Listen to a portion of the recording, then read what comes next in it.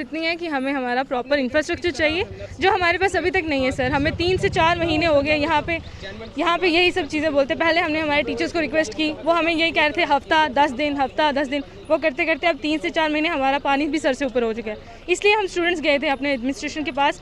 हमारी वहाँ पे कोई मांगे पूरी नहीं हुई है। हमारी कोई सर बेफालतू की मांग तो है नहीं, एक जेन्युइन डिमांड है कि हमारे सिर्फ और सिर्फ एक इंफ्रास्ट्रक्चर चाहिए बस। हमारी जो बिल्डिंग है वो हमें बैक चाहिए बस।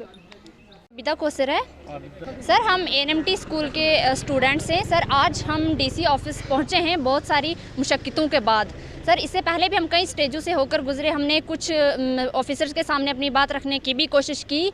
हमें सिर्फ़ और सिर्फ अपना इंफ्रास्ट्रक्चर चाहिए, अपना हक चाहिए सर। पिछले 5 महीने से हम यही डिमांड करते आ रहे हैं कि हमें हमारा हक दिया जाए सर। हमारी सिर्फ एक क्लास होती है और वो भी एक हॉल में 10 सेक्टरी में बैठकर एक साथ क्लास लेते हैं सर। हमें बहुत दिक्कत होती है, हम बड़े दूर दराज के इलाकों से भी आते हैं, कुछ बच्चे बहुत गरीब भी हैं। इतना पैसा खर्च करके हम यहाँ पढ़ने के लिए आते हैं और फिर भी उसके बावजूद हमें यहाँ पे सिर्फ एक रूम है और उस एक रूम में हम 10 सेक्टरी में बैठ के एक साथ नहीं पढ़ सकते। बहुत सफ़र कर रहे हैं हम इस प्रॉब्लम से सर। और हमें जो है पहले 3-4 रूम दिए गए थे, जो कि नए सीएमओ मैम आने के बाद वहाँ पे कुछ मशीनें वहाँ पे लगी, तो उसके बाद RT-PCR, तो उसके बाद हमें जो है वहाँ से निकाल दिया गया कि ये रूम खाली कर दो। हमने कर दिए सर खाली।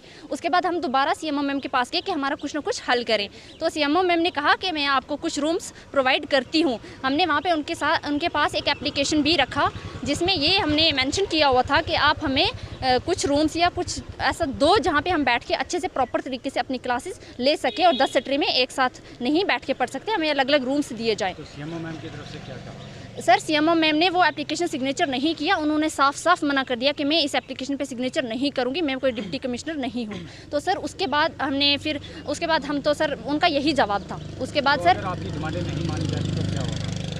सर अगर हमारी डिमांडें नहीं मानी जाएंगी तो सर हम फिर तो प्रोटेस्ट ही करेंगे। इसके अलावा सर हमारे पास और कोई रास्ता नहीं है। हमें तो हमारा हक चाहिए ना सर।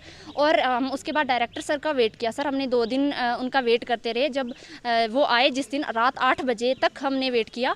8 बजे जब सर वो वहाँ पहुँचे तो हमें उनसे मिलने से भी रोका जा रहा था, लेकिन सर उसके बावजूद भी हम छुप कर रहे। और सर जब डायरेक्टर सर पहुँचे तो हम उनसे मिले, हमने उनसे बात की। सर ने हमारी बात सुनी, गौर से सुनी, और सर ने कहा इट्स ओके। लास्ट पे सर ने कहा इट्स ओके। उन्होंने भी ऐसा कोई सोल्यूशन का नहीं कहा कि आपको दिया जाएगा। सर अंदर चले गए। जब सर वापस बाहर आए तो हमने दोबारा अपनी बात रखने की कोशिश की। सर हमें अपना हल चाहिए, अपना हक चाहिए। तो सर ने हमारी बात दूसरी बार हमारी बात नहीं सुनी गई। लेकिन उसके बाद डायरेक्टर सर ने ये सीएमओ मैम को या एडमिनिस्ट्रेशन को ये दिया था कि इनको इनका हक दो 2 दिन के अंदर अंदर इन्हें रूम्स वगैरह प्रोवाइड कराओ। तो सर जो 2 रूम्स के लिए हमें दूसरे दिन सुप्रिटेंडेंट ऑफिस बुलाया गया, हम वहाँ गए। सर ने कहा हम आपको 2 रूम देंगे, तो आप 5 दिन तक वेट कीजिए, हम कुछ करते हैं। सर 5 दिन के बाद जब हम वापस गए, सर उन्होंने पहले 4 रूम का बोला, तो बाद में सर सिर्फ और सिर्फ हमें 2 रूम दिए जा रहे थे जिनमें हमारा गुजारा नहीं हो सकता था। हमने मना कर दिया, हमें 2 रूम नहीं चाहिए। तो उसके बाद सर हमारा कोई भी हल नहीं निकला। और ना ही हमारे जो एएनएमटी स्कूल के बच्चे थे तो इनका ये था कि भाई इनको जो प्रॉपर प्लेस है वो नहीं है क्लासेस अटेंड करने के लिए।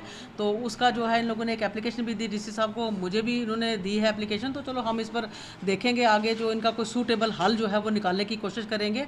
डीसी साहब के साथ भी हमने डिस्कस किया है, तो कोई ना कोई अल्टरनेट अरेंजमेंट जो है वो इनका हम लोग बड़ी जल्दी करेंगे इंशाल्लाह।